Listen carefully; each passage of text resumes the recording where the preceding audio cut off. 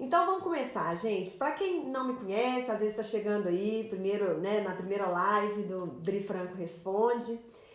Eu sou a Adriana Franco, né? Eu ajudo mulheres a terem suas noites de sono de volta, ensinando seus bebês a dormirem de 8 a 12 horas de sono e respeitando o seu estilo de criação. Para mim isso também é assim essencial.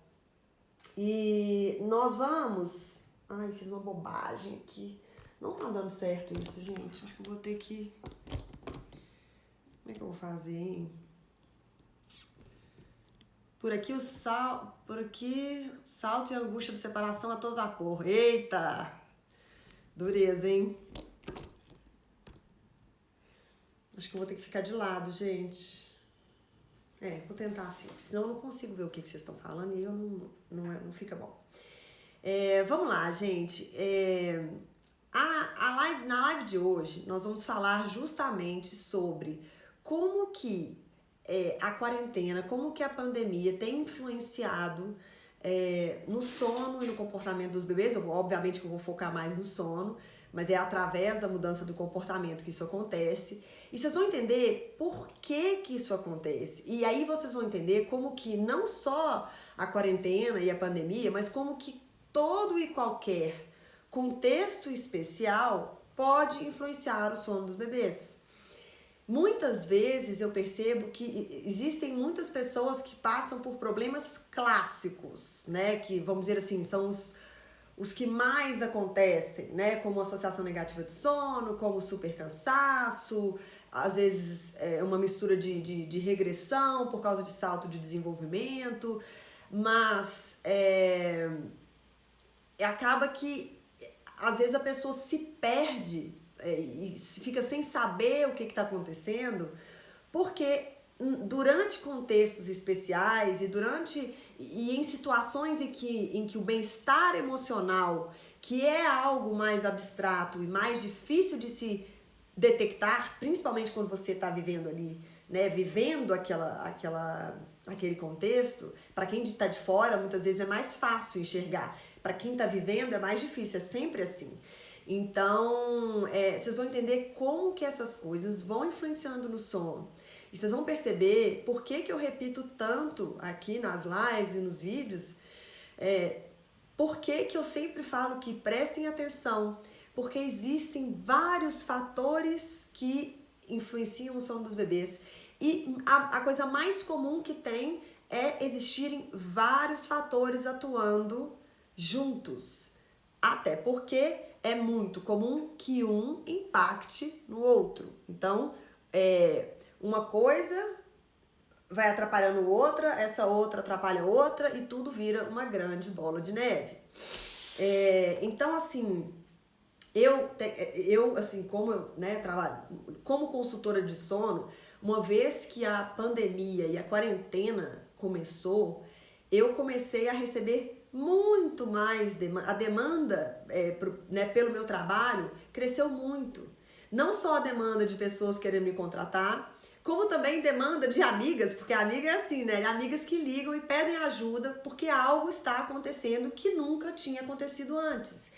Muitas pessoas com situações, por exemplo, meu bebê dormia bem e de repente eu não sei o que está acontecendo, ele começou a ter despertares ou ele acorda e fica mais tempo acordado durante a noite, coisas que não aconteciam antes. E aí, as pessoas elas têm, às vezes, e é normal, eu também teria, né? A gente fica com dificuldade de enxergar por que isso impacta tanto. E aonde que impacta? De que maneira que os bebês são impactados por isso, sendo que eles não entendem o que estão acontecendo, né? Então, eu resolvi fazer uma live sobre esse assunto porque eu sei que muitas pessoas estão vivenciando essa dificuldade. E eu acho que a partir do momento, o conhecimento, né, a informação, gente, a informação é o poder. Então, a partir do momento que você compreende o que está acontecendo, você começa a conseguir atuar, agir melhor naquele contexto. Aqui, ó, tá vendo? Acordando mais cedo do que o normal, tipo 5 horas da manhã. Isso é uma das coisas que também acontece. Então, eu vou começar falando o seguinte: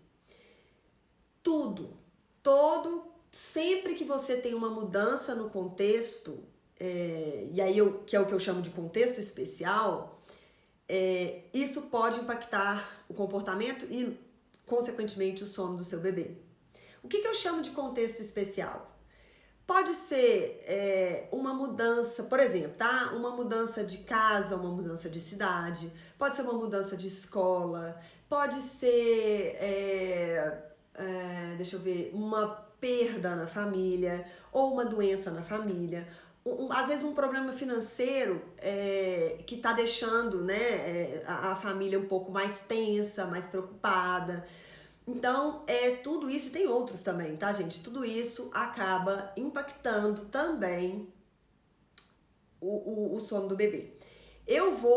Acaba que eu fico vendo os comentários de vocês e eu não aguento de curiosidade, eu fico querendo ler o tempo inteiro. Então, hoje eu vou desativar o comentário um pouquinho, durante um tempo, para eu conseguir passar um conteúdo para vocês e depois eu vou abrir para perguntas.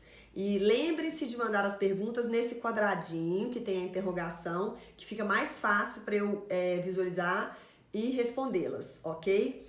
Só tem um problema, eu nem sei, eu nem sei. Já sei, desativar comentários. Gente, vou desativar aqui um pouquinho, só para eu conseguir concentrar mais no que eu estou falando aqui com vocês, tá? Senão eu fico distraída, eu fico querendo ouvir a história de vocês e acabo perdendo o fio da meada. Então, vamos lá, gente. Quando a gente tem uma mudança de contexto, e aí eu vou tratar mais especificamente da quarentena aqui hoje, o que a gente tem? A gente tem consequentemente, a gente pode ter uma mudança na rotina, a gente tem uma mudança na dinâmica. Eu vou falar sobre a diferença entre essas coisas, o que é mudança na rotina e o que é mudança de dinâmica. A gente tem uma mudança no clima do ambiente, a gente tem redução nas atividades físicas mesmo, nas atividades físicas da criança, dependendo, né, de como que ela tá confinada aí, que a gente tá em confinamento. A gente pode ter uma redução no repertório a que a criança é exposta. O que eu chamo de repertório? Quando a criança pode passear, mesmo que seja na rua, mesmo que ela esteja indo apenas ali no carrinho, um bebê mesmo, tá, gente? Indo ali na rua, 2 quarteirões na padaria com a mamãe no carrinho, ela tá vendo coisa nova, entendeu? E para as crianças, isso faz muita diferença, tá? A gente tem uma redução de exposição à luz natural, muitas pessoas estão ali presas, né, dentro de casa, sem poder sair, a criança se expõe menos à luz natural, e a luz natural ajuda a regular o sono, ajuda a regular o ciclo de vigília, que é o estar acordado, e o ciclo de sono. Então isso também prejudica. E a gente tem também um aumento de exposição às telas. E eu não tô falando só de crianças que estão assistindo telas, mas com a maior presença de adultos dentro de casa por um tempo maior, consequentemente esses adultos também vão se expor mais às telas. E aí aquele bebê, mesmo que indiretamente, pode ser impactado pelas telas.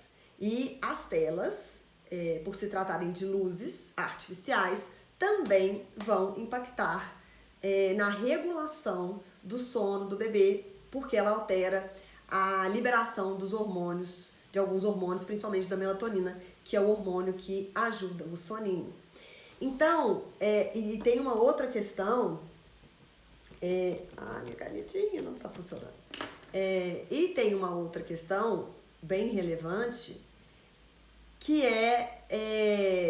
várias pessoas, que aí se encaixa também na mudança de rotina, que várias pessoas mudaram os horários, né? Teve uma mudança de rotina mesmo, em função da quarentena, em função da nova forma como como está funcionando, né? A dinâmica da casa. Então, eu vou começar aqui falando dessa questão da rotina e vou evoluindo, e eu quero chegar num ponto muito importante, que outro dia eu estava conversando com uma pedagoga e a gente estava discutindo isso, porque ela estava me pedindo ajuda, eu vou até fazer uma apresentação para algumas mães, né, dessa escolinha, que estão vivenciando essa mesma questão. Foi até por isso também que eu tive essa ideia desse tema. E ela falou uma coisa que é a pura verdade e que eu gostei muito da forma como ela falou. Mas vamos lá. Como é que acontece essa mudança de rotina? Crianças que antes iam para a escola não vão mais, ou que iam para a creche não vão mais.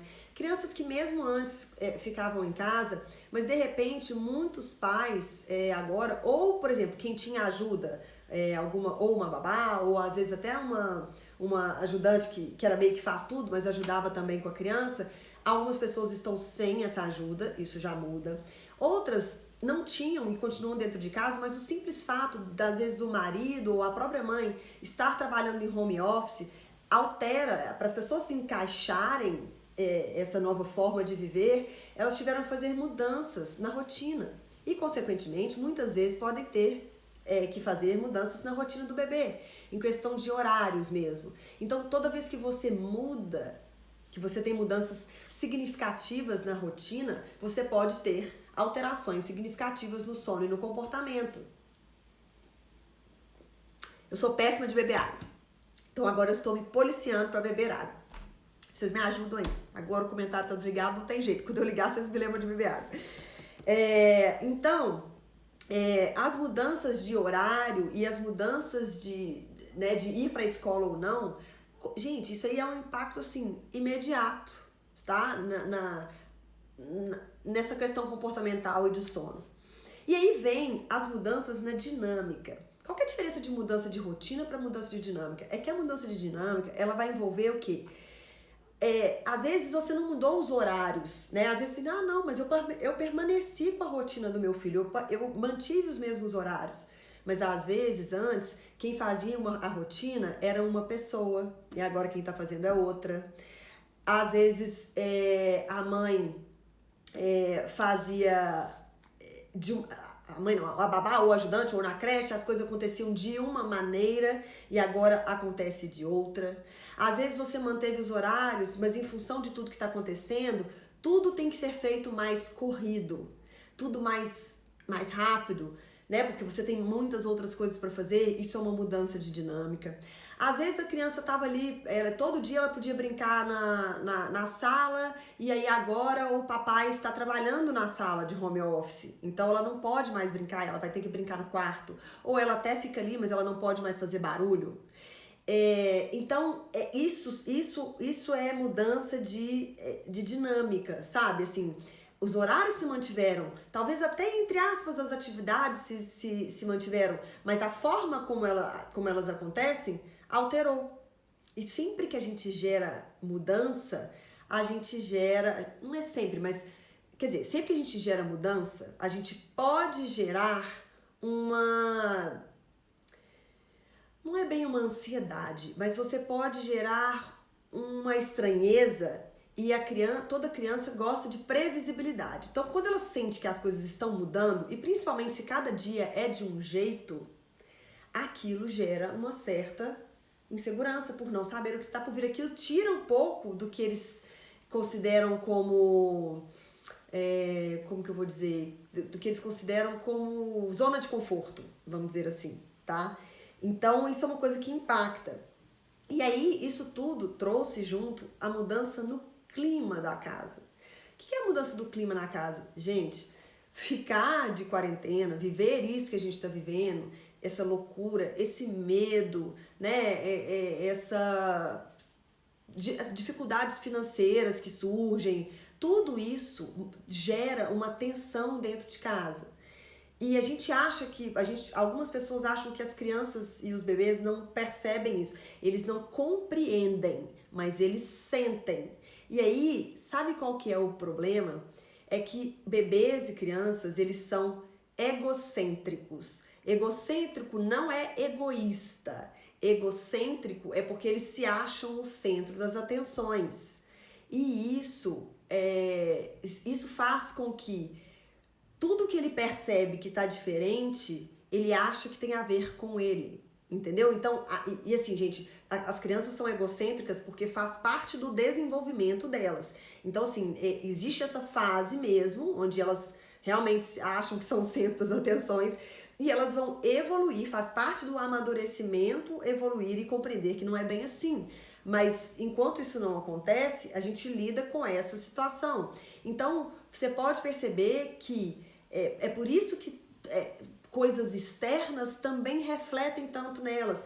Porque mesmo que seja algo que não esteja diretamente relacionado a elas, quando elas percebem uma mudança naquele ambiente, elas acham que tem a ver com elas. E aquilo pode gerar o quê? Aquilo pode gerar uma ansiedade. Aquilo pode gerar E eles não interpretam como ansiedade, eles só sentem algo diferente, sabe? E a gente sabe, já falei aqui outras vezes, que o sono, ele requer confiança, tranquilidade, né? Então, a ansiedade, ela vai atrapalhar. Ela pode atrapalhar tanto o adormecer, quanto quando acontecem despertares, de ter dificuldade ou para emendar um ciclo de sono no outro, ou até para voltar a dormir. Então, é importante, quem tem crianças que já têm uma certa linguagem mais desenvolvida, inclusive, e aí eu não tô falando que a criança tem que saber falar, mas às vezes as crianças, às vezes não, quase sempre as crianças começam a compreender muito antes de começar a falar.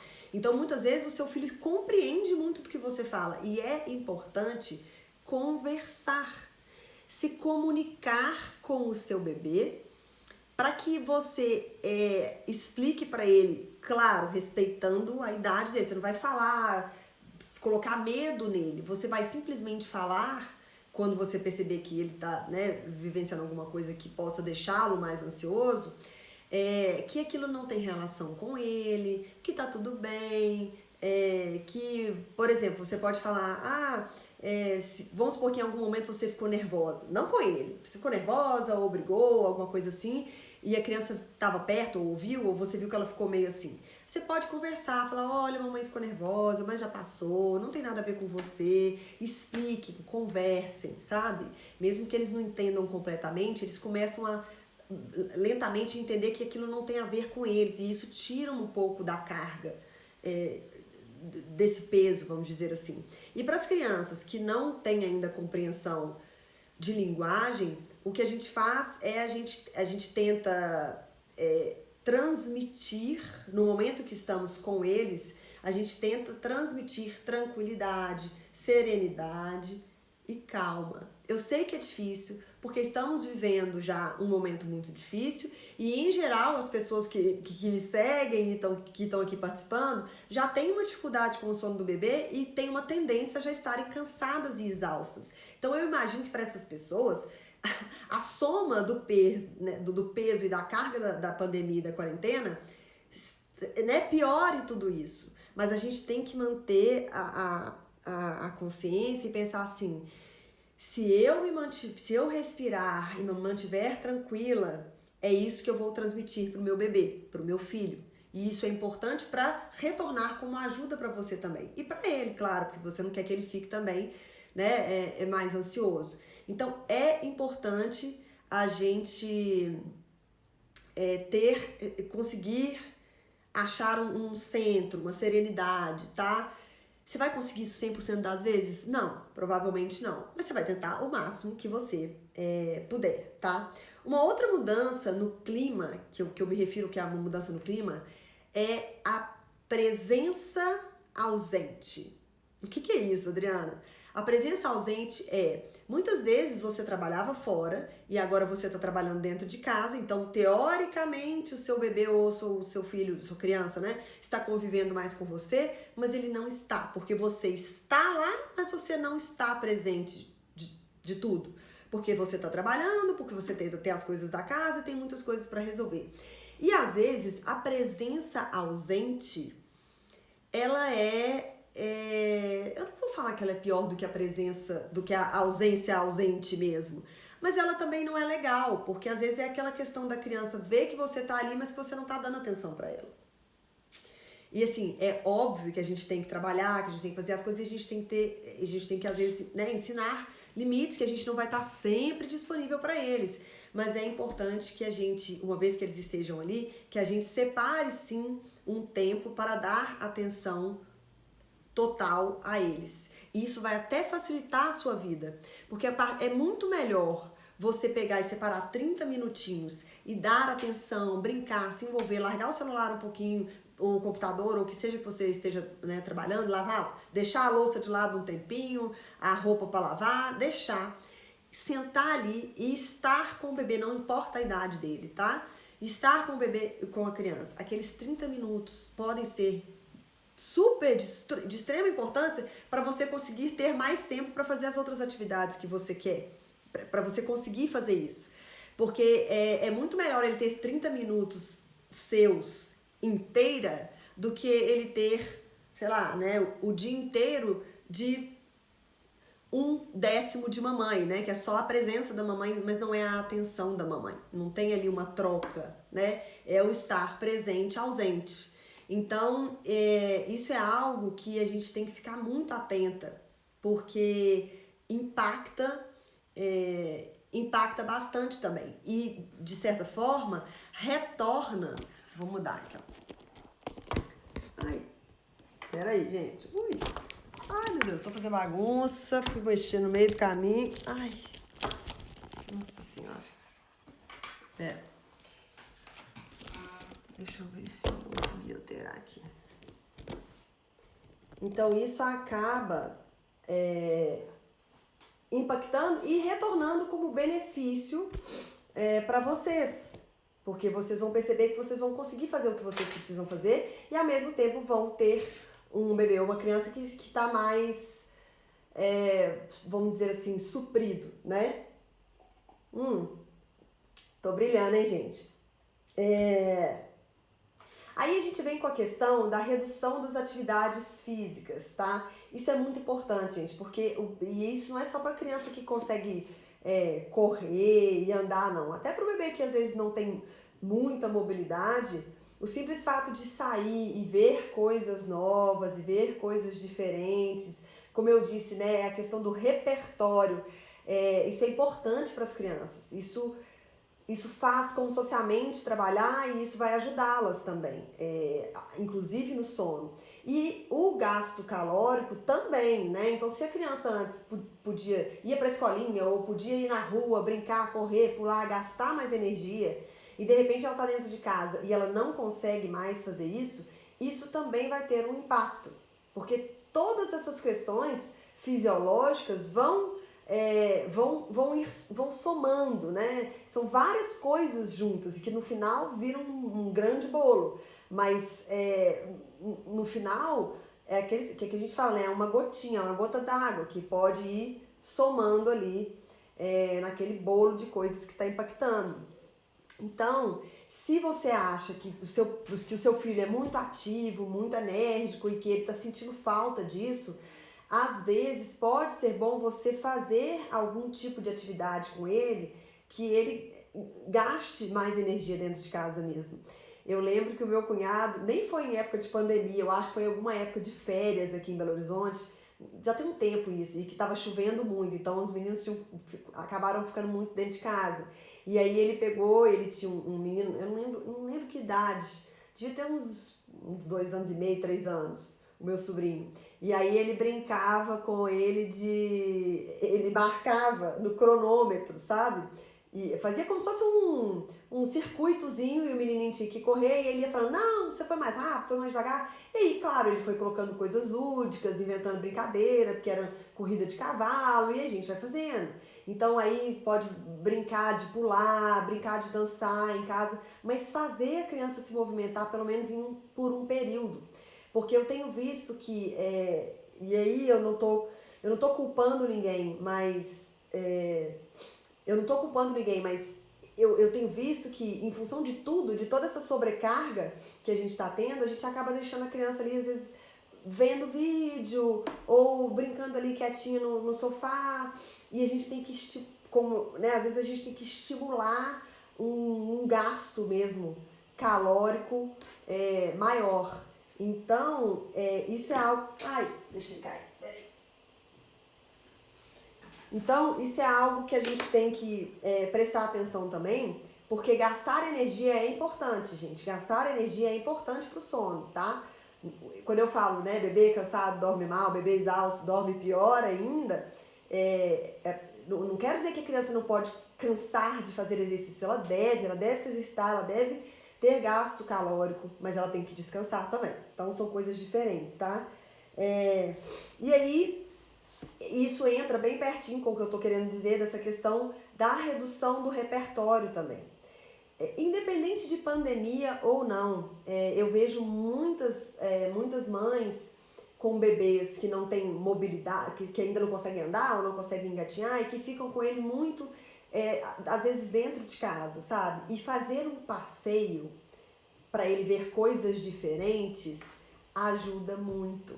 Ajuda, inclusive, a embalar, não no momento que está no carrinho, mas, por exemplo, você vai, ele acorda, aí você dá mamar, aí fala, vamos dar um passeio. Você dá um passeio, aí ele vai ver, se fosse uma situação sem ser pandemia, né? Ele vai ver a árvore, se ele estiver no carrinho, ele vai ver a árvore, ele vai ver gente passando, ele vai ver cores, ele vai ver animais, ele vai ver movimento, e aquilo tudo vai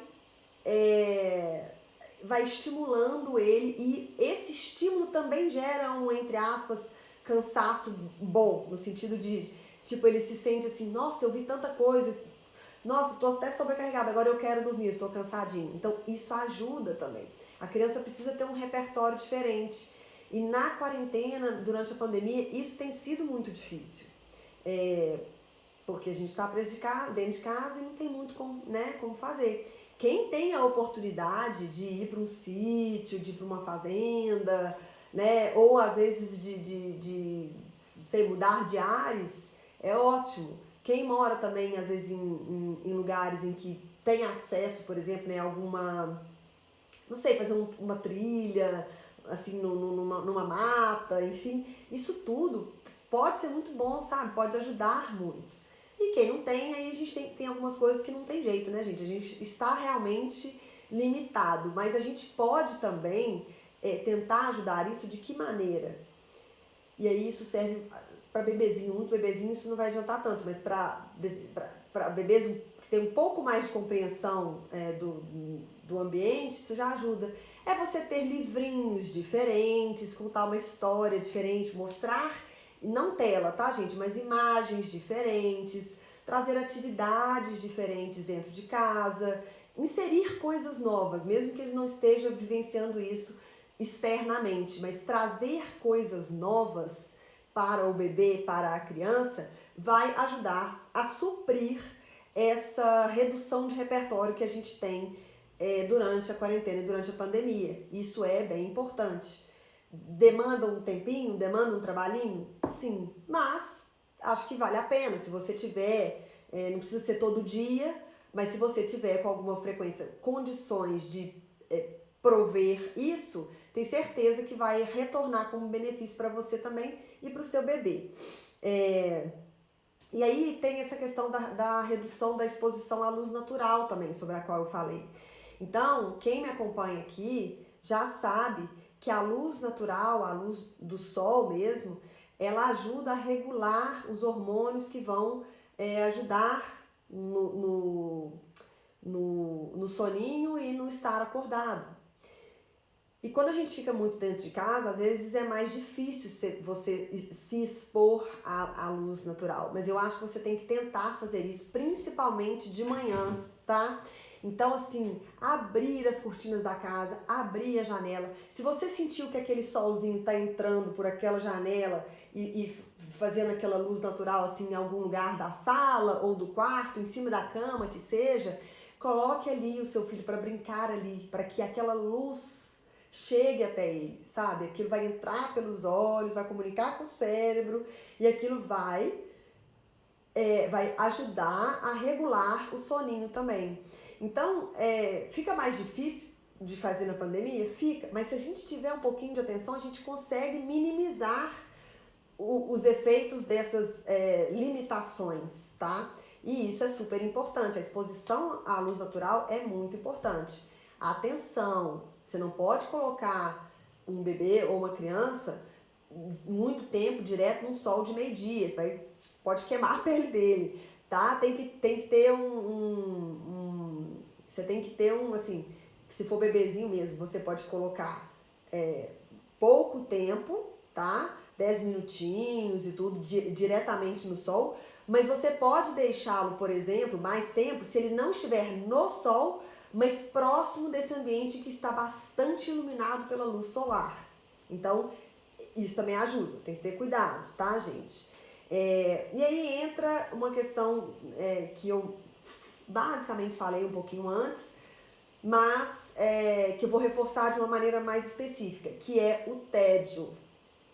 O tédio, primeiro que o tédio deixa as crianças, às vezes, nervosas e frustradas. E aí, quando vê que eles ficam nervosos e frustrados, alguns que são mais nervosos podem ficar bem nervosos, bem chatinhos, né? Bem com comportamentos difíceis. E isso pode prejudicar, principalmente se for próximo do horário de dormir, né? Quando vem aquelas crises de choro, de raiva, de não quero, principalmente menino que já tá aí próximo dos 2 anos, que aí as mamães começam a vivenciar maiores dificuldades com o comportamento dos filhos. Em geral, nessa idade é bem mais difícil. Então, o tédio vai dificultar isso ainda mais. Então, é importante também a gente ter um pouco assim de criatividade, né?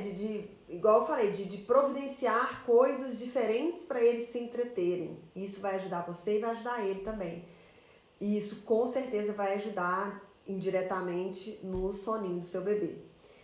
E, como eu disse, o que tem acontecido muito também durante a quarentena e durante a pandemia é o aumento, a exposição a telas. E aí nisso eu incluo televisão, tablet, celular, tudo isso. E aí eu não estou dizendo apenas de quando você coloca a criança para assistir um vídeo, mas também dessa exposição indireta, de quando às vezes os pais estão assistindo televisão, tela, enfim, e o bebê está do lado, às vezes próximo, mas ele também vai sentir os efeitos disso. E isso, gente, principalmente 2 horas antes do horário de dormir, tá? Esse é o horário crítico que você deve evitar ao máximo exposição a telas e também a muita luz. É o que a gente chama de ambiente pré-sono. Então, a gente, no ambiente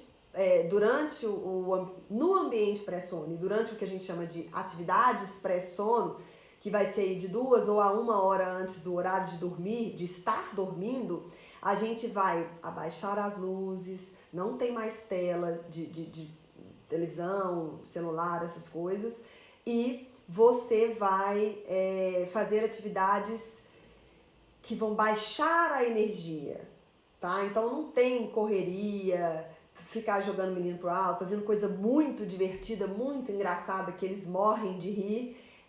Isso dificulta muito depois para abaixar a energia para começar a dormir. Então, o que eu indico como atividades pré-sono?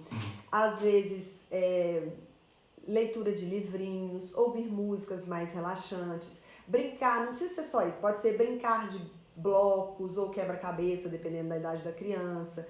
Até brincar com bonequinhos, com bonequinha ou bonequinhos, coisas que não agitam, sabe? Que ela possa brincar mais relaxada, sem correr muito, sem rir muito, sem se movimentar muito. Então, esse tipo de atividade vai dando uma relaxada, vai permitindo que o corpo comece a entrar no clima de sono, vai permitir que o corpo perceba que está chegando a hora de dormir. Porque quando a luz diminui, e aí eu tô falando quando o sol vai embora, e aí consequentemente quando o sol tá indo embora, a gente tem que também diminuir as luzes de casa para acompanhar essa diminuição de luz mesmo. Quando a gente faz isso, a gente está favorecendo a liberação de melatonina, que é o hormônio que vai ajudar a adormecer. E se a gente fica com muita luz ou muita tela, ou se a gente agita demais e excita demais a criança, isso vai dificultar. Então, esse é um fator muito importante para gente, para vocês conseguirem melhorar aquela questão do não ter briga para dormir, dele aceitar melhor, dele não demorar tanto para adormecer. Então, veja bem, esse processo já começa 2 horas antes do horário de dormir, quando a gente começa a evitar telas e a gente começa, dependendo do horário, a reduzir já as luzes da casa. E depois, 1 hora antes do horário de dormir, a gente já começa a diminuir o nível de atividade da casa. E aí eu falo da casa porque não é só a criança, né? A gente começa a falar mais baixo, como eu disse, abaixar a luz e interagir de maneira mais tranquila. Tudo isso favorece muito o sono do bebê. Aí você fala assim, mas o meu sobrinho vê televisão antes de dormir, ele tem, vamos supor, tô inventando, tá? Ele tem 1 ano e meio ou 2 anos, ele assiste televisão antes de dormir e ele dorme a noite inteira. Sim, gente, porque tem bebês que sofrem mais o impacto, tem bebês que sofrem menos o impacto dessas coisas. Cada indivíduo é um indivíduo. Agora, se você está tendo algum tipo de problema com sono, o ideal é que você elimine tudo que possa estar impactando o sono do seu filho, entendeu? Porque assim você vai conseguir melhorar a situação. E aí, um dia, quando você realmente tiver conseguido melhorar o sono dele e já tiver firmado, até eu falo, né, que o quinto passo, que eu sempre falo dos 5 passos infalíveis para resolver o problema de sono dos bebês, o quinto passo é justamente a lapidação e a manutenção. A lapidação uma vez que você conseguiu eliminar os despertares, tá tudo bonitinho, a gente fica 60 dias mantendo uma rotina bem fixa, bem bonitinho, fazendo tudo certinho, até que aquilo se firme como um hábito mesmo. E aí que a gente entra para a fase que eu chamo de manutenção, que é a fase em que a gente vai manter os bons hábitos, mas que já permite uma flexibilização maior. Um dia sair da rotina não vai ter problema, um dia fazer uma coisa fora do que é correto, politicamente correto, também não vai ter problema, porque já é um hábito arraigado, já é uma coisa que já está ali arraigada mesmo, né? A criança já aprendeu. Isso significa que ela nunca possa mudar, ou seja, adquirir novos maus hábitos ou voltar a maus hábitos antigos? Não. E por isso que existe a manutenção, que é a forma como a gente trata o pós-resolução do problema. Ou seja, a gente aprende a evitar novos problemas ou a retornar para os problemas anteriores, tá? Então, eu falei aqui bastante, eu vou liberar aqui os comentários. Peraí, eu vou ter que colocar de lado aqui. Vou liberar aqui os comentários para que vocês possam... Primeiro porque a gente possa conversar, porque eu, sinceramente, foi a primeira vez que eu cancelei os comentários. Eu senti falta de vocês. Senti falta de vocês comentando, dando opinião. Fica meio estranho, fica parecendo que eu tô falando muito sozinha. Eu vou abrir aqui algumas perguntas. Eu espero que isso tenha ajudado de alguma forma vocês tomarem algum tipo de atitude ou se atentarem para algumas questões com relação a como lidar com essas questões durante a pandemia, durante a quarentena. E como tem um delay aqui para eu começar a ver a resposta de vocês, eu vou começar aqui a responder uma perguntinha.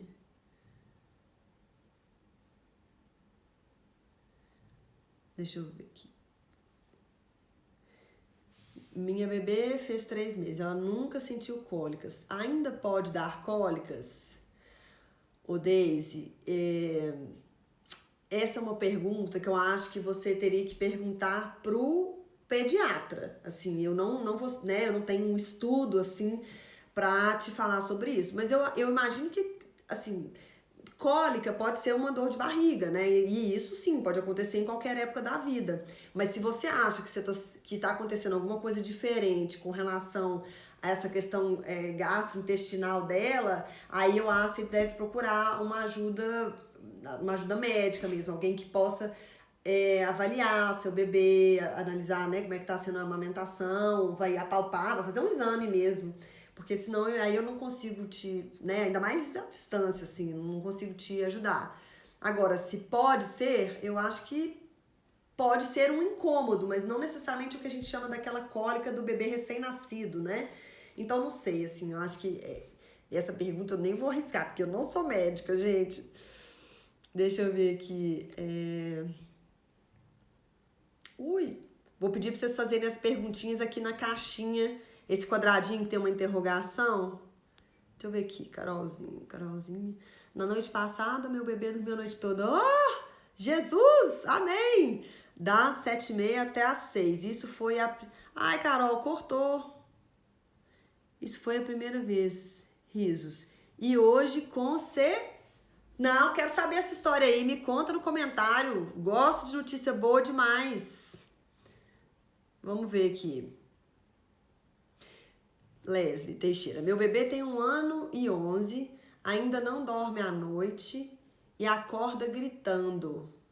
Leslie, tem vários motivos para isso acontecer, tá? Então, a gente tem que analisar, como eu disse, vários fatores impactam no sono dos bebês. E o acordar gritando é muito variável, gente. Se o bebê acorda gritando uma vez, ele pode ter tido um pesadelo. Se ele acorda gritando todas as vezes, a gente tem que ver por que ele tá gritando. Ele tá gritando porque ele tá te chamando, porque ele não tá conseguindo voltar a dormir. Ele tá gritando porque ele tá com algum incômodo físico. Ele pode ter uma alergia, ele pode ter alguma coisa, né? Ele tá gritando porque ele sabe que quando ele é gritando que você vai lá ajudá-lo, né? Ajudá-lo, porque ele pode estar com alguma necessidade, seja ela, inclusive, querer voltar a dormir e não consegue voltar a dormir. Então a gente tem que ver exatamente os motivos. E aí assim, né, nessa distância que a gente está aqui, sem eu conhecer o seu caso, fica difícil a gente identificar. Teria que saber, por exemplo, se ele está dormindo bem durante o dia, se ele está ficando descansado.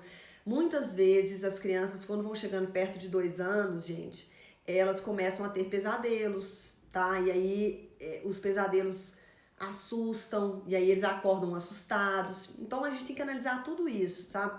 Existe o terror noturno, não sei se pode ser o seu caso, mas terror noturno costuma acontecer mais a partir de 3, 4 anos. São raros os casos que acontecem antes, mas existem. Mas é difícil eu avaliar isso para você, né, distante dessa forma.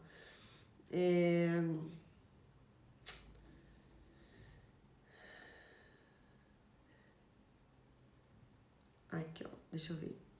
Ai, tô clicando aqui.